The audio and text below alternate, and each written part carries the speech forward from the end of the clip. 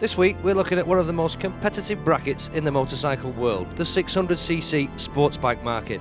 And this is Yamaha's weapon, the 600cc Thundercat. Well, I'm joined again this week at Colin Appleyard's Motorcycles by Stewart Feeney.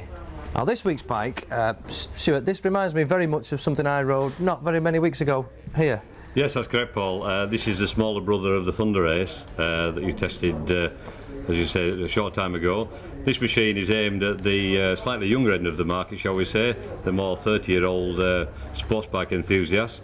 Again, replacing a similar model to the X-Up. It was replacing the FZR 600R, which had been, again, very, very popular during the late 80s, early 90s, and a super machine, as you can see.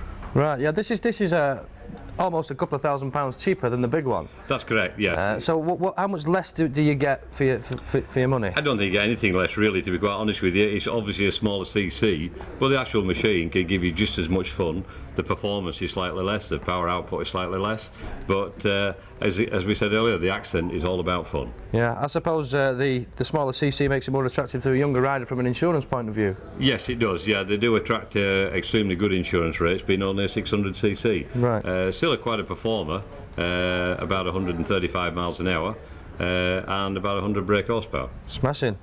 Right, well, let's just have a look around the bike and see what gives it its 130 miles per hour performance. Well, as we say, it is the little brother to the Thunderace, but there are quite a few differences physically when you first look at the bike. The first thing I notice is these grab handles, which makes it a lot easier for a pillion passenger to stay on the back. That makes me think it's perhaps a lot easier to sit on this for a longer time. The riding position on this is slightly more upright than the Thunderace. Also, the fairing is a totally different shape altogether, completely different. And at the front end, it does look rather sort of spaceshipy and extremely unique and different. And it'd be easy to tell which bike was behind you when you looked in your rear view mirror.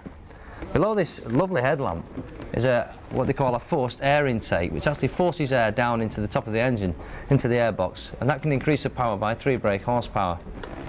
The engine is not unlike its big brother in that it's a conventional inline 4-cylinder liquid-cooled double overhead cam with 16 valves.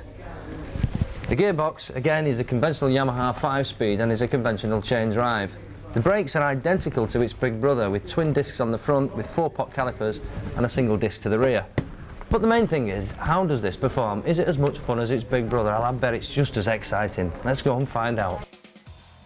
This is the Thundercat on the road, and it really is quite a performer. It's got a lovely riding position, a large padded seat, and it's, well, a fairly upright, semi-sports kind of position. Although if you do feel the urge to tuck in behind the fairing, then the Thundercat won't disappoint.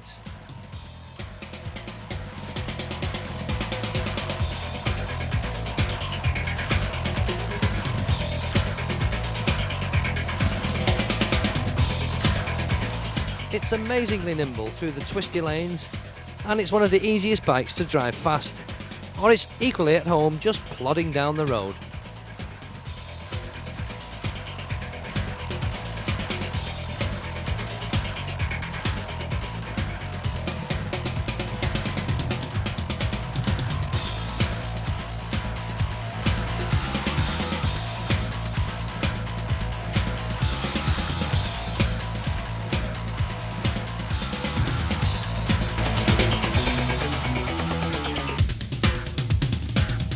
Well, having ridden both Yamahas, I'm really impressed with this Thundercat. It's a real gem, and at just over £2,000 less than its big brother, it doesn't perform any less really. It's an extremely capable machine, and I think I'll stick with this and I'll put £2 grand in my pocket.